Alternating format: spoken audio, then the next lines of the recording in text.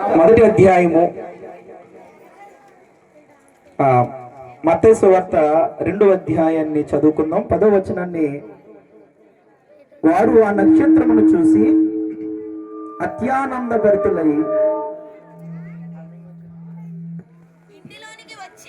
ఇంటిలోనికి వచ్చి తల్లి అయిన మరియను ఆ శిశువును చూసి సాగిలపడి ఆయనను పూజించి తమ పెట్టెలను విప్పి బంగారమును సాంబ్రాణిని కానుకలుగా ఆయనకు సమర్పించను. దేవునికి స్తోత్రం చెప్తాం. హల్లెలూయా. వారు ఆ నక్షత్రమును చూసి ప్రియమైన దేవుని బిడ్డలారా అత్యానంద భరితులైనటువంటి మాట మనకు కనిపిస్తుంది. వీరు అత్యానంద భరితులు అవడానికి ఎవరయ్యానంటే తూర్పు దేశం నుండి వచ్చినటువంటి జ్ఞానులు అని మనకి లేఖనం సెలవిస్తుంది. ప్రియమైన దేవుని బిడ్డలారా జ్ఞానులు ఎవరి యొద్దకు వచ్చారనంటే పుట్టినటువంటి క్రీస్తు యొద్దకు వచ్చారు. వారు హీరో దగ్గరికి వచ్చి ఒక మాట అంటారు, మేము ఆయన నక్షత్రమును చూసి ఏమో చూడండి మాట ఒకసారి 2వ అధ్యాయంలో కనబడుతుంది మనకు. మొదటి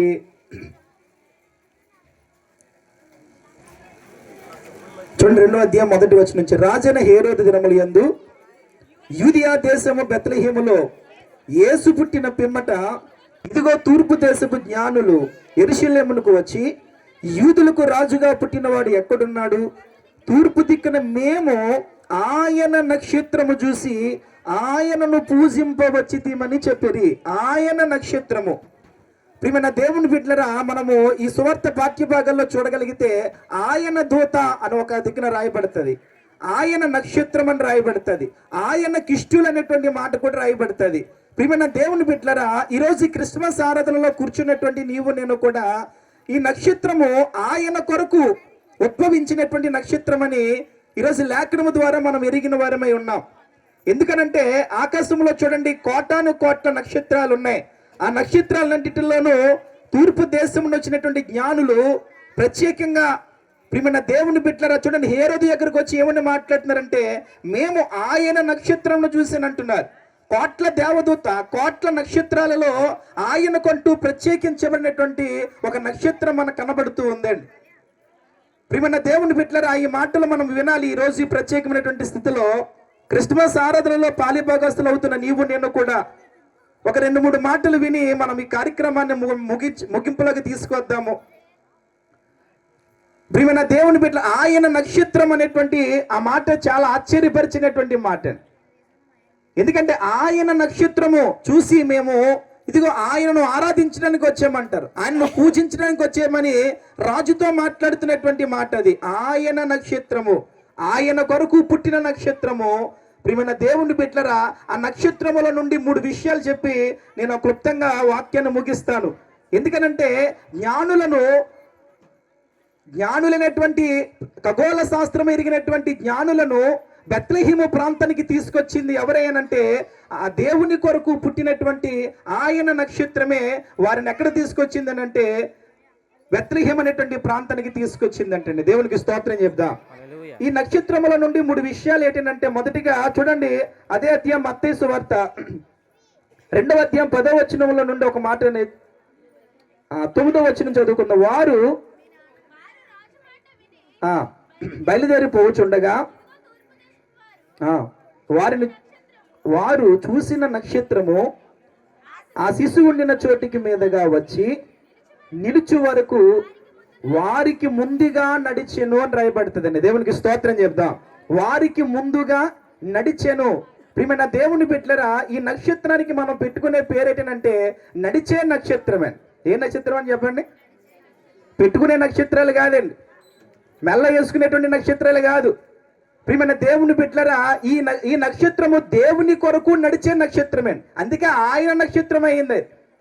ఈ లోకంలో చూడండి మన ఆకాశంలో చూసినప్పుడు చాలా నక్షత్రాలు మనకు కనపడతాయి, కానీ ఖగోళ శాస్త్రం ఎరిగినటువంటి జ్ఞానులకు దారి చూపించడానికి ఈ నక్షత్రము నడిచే నక్షత్రంగా మారబడిందంటండి. దేవునికి స్తోత్రం చెప్దాం.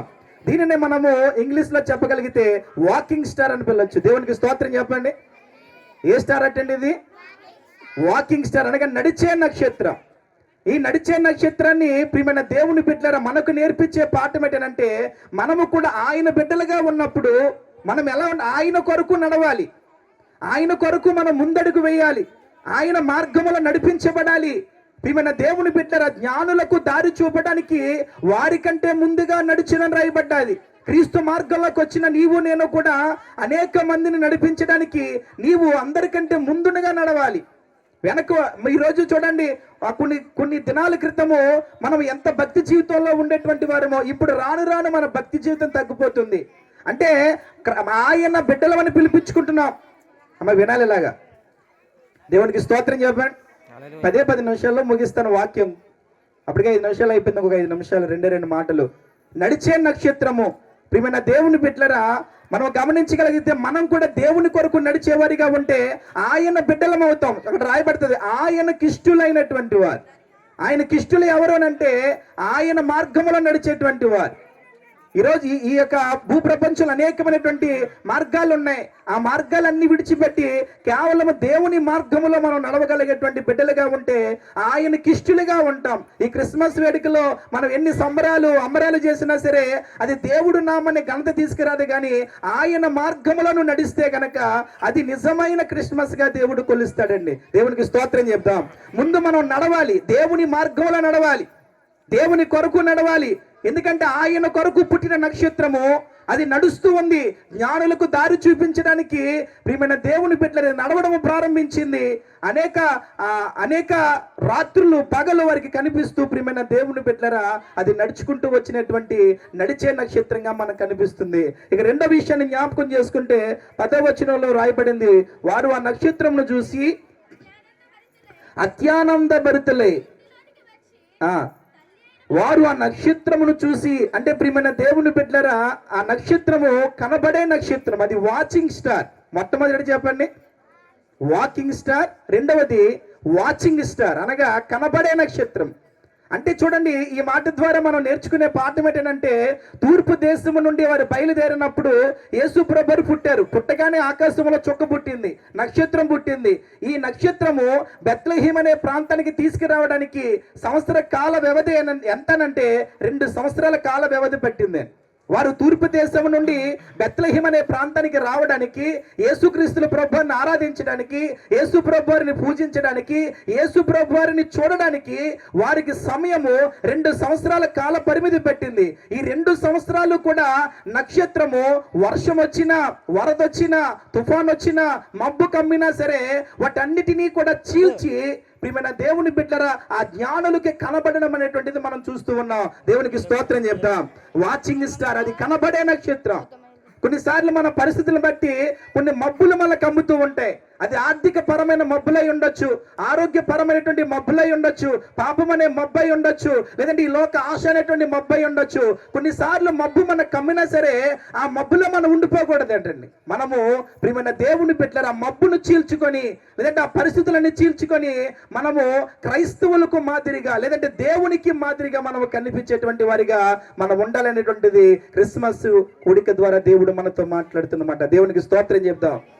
మనం ఎలా ఉండాలనంటే కనిపించేవారిగా ఉండాలి, ఒక మాదిరిగా మనం ఉండాలి. ప్రియమైన దేవుని బిడ్డలారా, కొన్నిసార్లు మనకి కొన్ని ఇబ్బందులు వచ్చి మనము ఒకసారి ఆత్మీయ జీవితంలో వెనకబడిపోయినా సరే, లేదు వెనకబడకూడదు, నేను మరలా ముందుకు వెళ్ళాలని చెప్పి ఆ మబ్బును చీల్చుకొని ప్రియమైన దేవుని